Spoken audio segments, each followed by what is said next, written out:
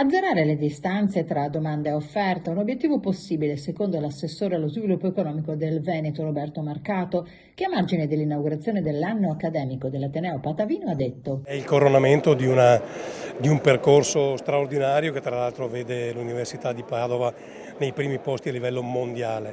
Io poi da assessore regionale all'economia con l'Università di Padova in particolare abbiamo un rapporto strettissimo.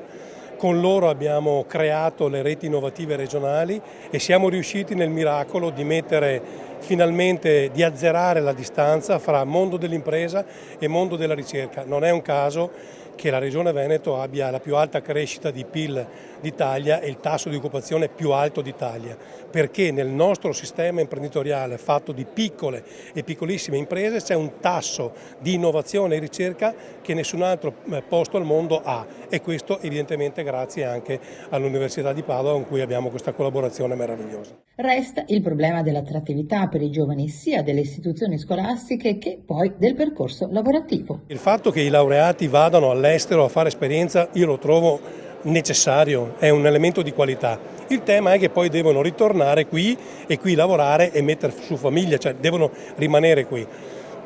Dai dati che abbiamo noi non vediamo grandi differenze con altre regioni. Queste sono università che sanno dare risposte.